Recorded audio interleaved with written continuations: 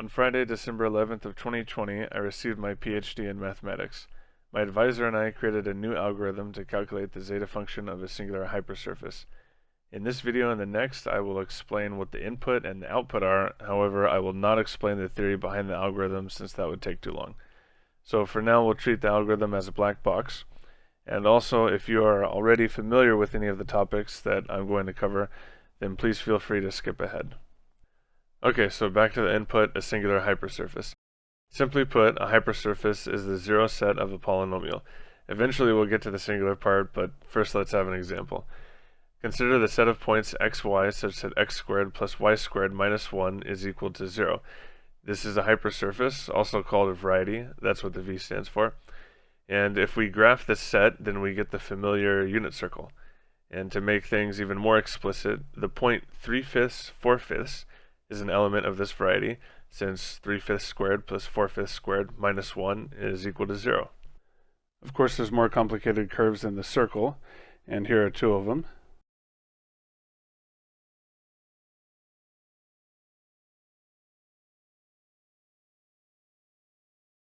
This animation was really fun to play with, and it's also on Wikipedia.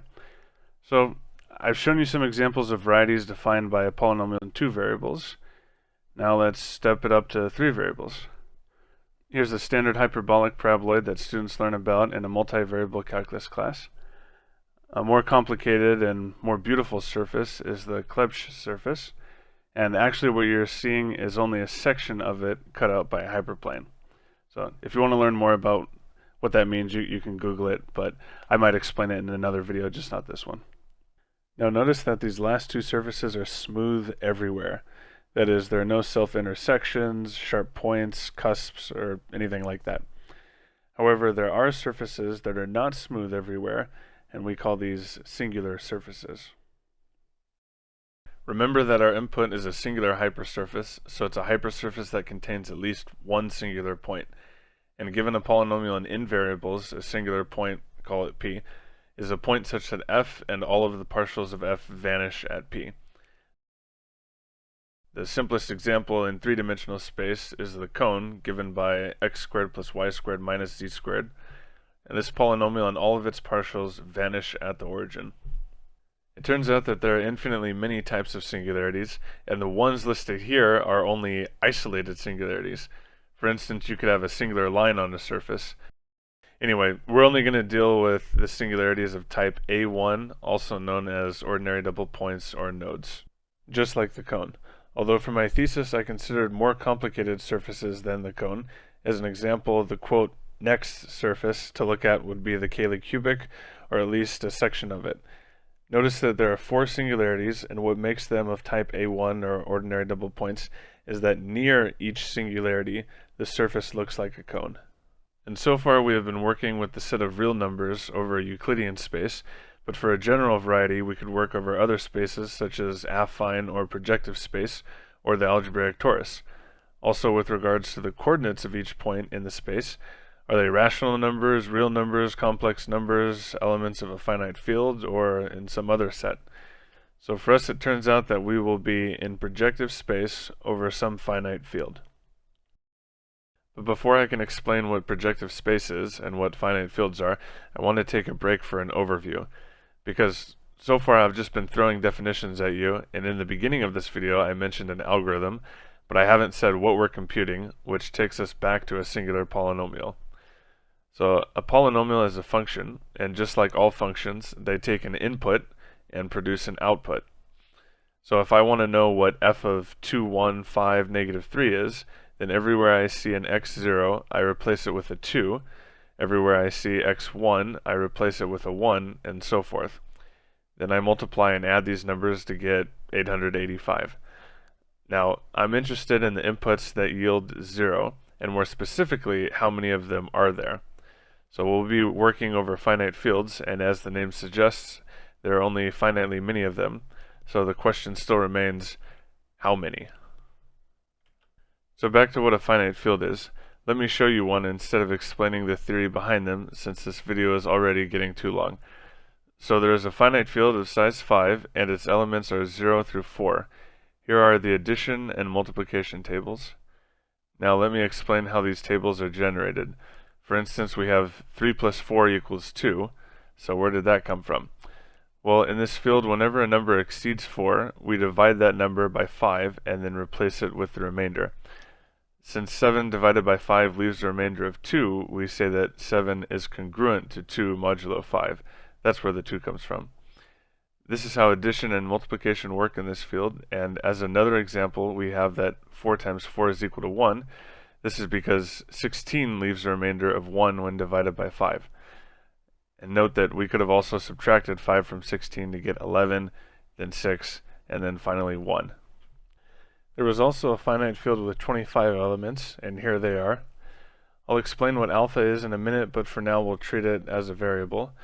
So notice that there are 25 elements because we have 5 choices for the coefficient in front of alpha and 5 choices for the constant term, so 25 in total. Now suppose we want to add 2 elements together, say 2 alpha plus 1 and 4 alpha plus 2. Then we combine like terms just like normal. We get 6 alpha plus 3, but 6 is greater than 4, so we replace it with 1, since 6 divided by 5 leaves a remainder of 1. And since 1 times alpha is just alpha, altogether we have alpha plus 3. Here are also 2 other examples of addition in this field. Now let's talk about multiplication. So for instance, what is alpha plus 1 times 3 alpha plus 4? Well, we distribute as normal, but we are left with an alpha squared term, and one thing about finite fields is that they are closed under multiplication. That is, the product of 2 elements in F25 must be another element of F25. Although none of these elements have an alpha squared term, and in order to deal with this, we need an irreducible polynomial. A polynomial is called irreducible if it cannot be factored into the product of 2 non-constant polynomials. For instance, we can ask if x squared plus 1 is irreducible over f5 adjoined x. The answer is no, because we have the following factorization. Note that the 3x and 2x combine to give 5x, but 5 leaves a remainder of 0 when divided by 5, so that's why there is no x term. Okay, now how about the polynomial x squared plus 2? Asking whether or not this polynomial is irreducible is equivalent to asking if there are 2 numbers a and b in the finite field of 5 elements, such that x squared plus 2 factors as x minus a times x minus b. From here we can evaluate x squared plus 2 at a to then get 0. So now the question becomes, is there an element in the field of order 5 such that its square plus 2 is equal to 0? There's only 5 numbers to check, and we see that none of them give 0. Therefore, x squared plus 2 is irreducible over f5 adjoined x. Now let alpha be a root of x squared plus 2, meaning that alpha squared plus 2 is equal to 0. Then we can subtract 2 from both sides to get alpha squared equals negative 2, which is equivalent to negative 1 times 5 plus 3. So negative 2 is congruent to 3 modulo 5, and hence alpha squared is equal to 3. So now if we go back to the product of alpha plus 1 times 3 alpha plus 4, we just replace alpha squared with 3.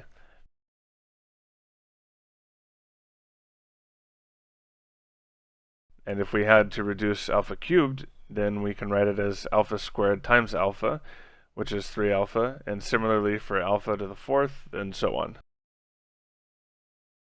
So that's how you create a finite field with 25 elements.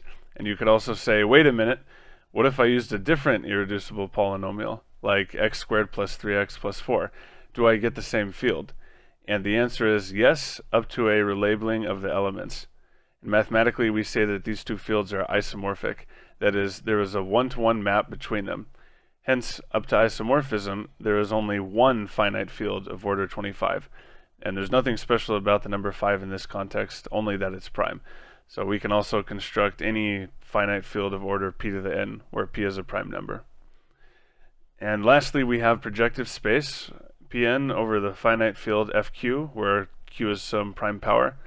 So projective space is the set of n plus 1 tuples, excluding the origin, modulo the following equivalence relation. We say that 2 points are equivalent, or the same, if one is the scalar multiple of the other. For instance, take the 2 following points in P3 over F7. They are the same because 2506 is 2 times 1603. Also, if you're wondering why 5 is equal to 12, remember that we're in the finite field of 7 elements. So 12 is replaced with its remainder after division by 7, which is 5. And before I can show you an example from my thesis, I need to explain one last thing real quick. Since we are in projective space, we must only consider homogeneous polynomials, which are polynomials whose monomials all have the same degree. For example, the following polynomial has 3 terms. More specifically, it has 3 monomials. Now let's look at the total degree of the first one, which is the sum of the exponents of the variables x0 through x3. Each of these variables appears only once in the blue rectangle, so they all have an exponent of 1, so the total degree is 4. Moving to the next monomial, x0 is being raised to the second power. There is no occurrence of x1. x2 is also being squared, and there is no x3. So the total degree is 2 plus 0 plus 2 plus 0, which is 4. And for the last monomial, the exponents are 0, 1, 1, 2, for a total degree of 4. Since all the monomials have total degree of 4, this polynomial is a homogeneous polynomial. And it's pretty easy to imagine a non-homogeneous polynomial, but here's one anyway. Notice that the last term only has degree 2, while the 3 terms to the left all have total degree 4. And now, after all of this explaining, I can finally show you the first example that I had in my thesis, which was the Cayley Cubic. And I've already shown you a section of its graph. So it has 4 ordinary double points, so it passes the singular test, and it is a homogeneous polynomial. Now let's see how many zeros or roots it has over projective space, whose points can be enumerated as follows.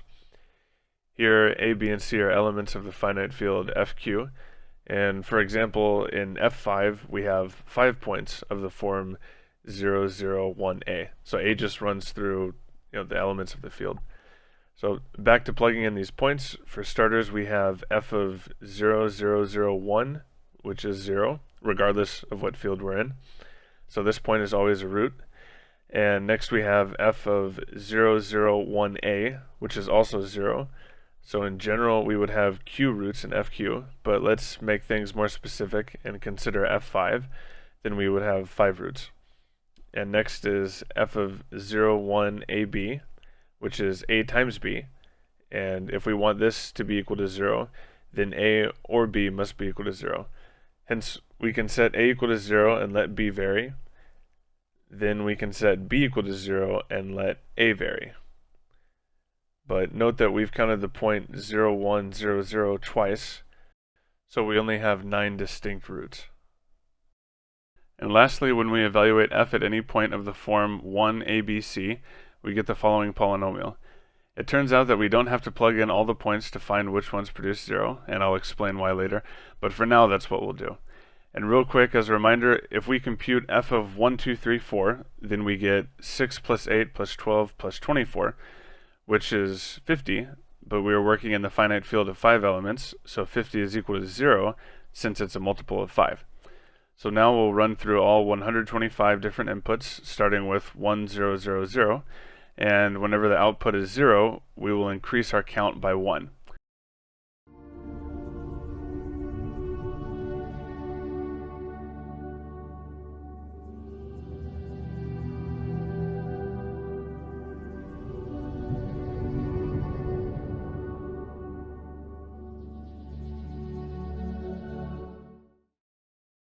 Now if we add up the number of roots, then we get a total of 41, and we say that this variety has 41 rational points over the field f5. We can also ask how many rational points it has over f25, and remember this was the field where we used the polynomial x squared plus 2 to construct it. So for this field, we can try all inputs and see which of them gives 0, but this will take a lot longer. And fortunately, people have written computer algebra programs which will compute these quantities for us. One example is Sage, which tells us that there are indeed 41 rational points in f5. And you might be wondering why I didn't start with Sage in the first place, but if I had done that, then you really wouldn't know what I was doing. The computer could have printed out any number, like for instance 11, and you would have been like, okay, so what? And that's why I spent so much time explaining all of this. Anyway, if we change 5 to 5 squared, then Sage tells us that there are 701 rational points over f25. For f125, it takes a little longer, but in the program Magma, it doesn't take long at all. And we can go as high as 5 to the 4th, but for 5 to the 5th, Magma runs out of memory. And in general, this brute force method can only take us so far, and smarter methods are needed. Our algorithm is one such method, and it tells us that the number of rational points over any extension of f5 is 1 plus 3 times 5 to the n plus 5 to the 2n. And indeed, if you plug in n equals 1, you get 1 plus 15 plus 25, which is 41, and then 701 for n equals 2, and so forth. However, using our algorithm or even a computer is overkill for the Cayley Cubic, since this formula can be derived by hand. But in the next video, I will give harder, more interesting examples and talk more about the theory.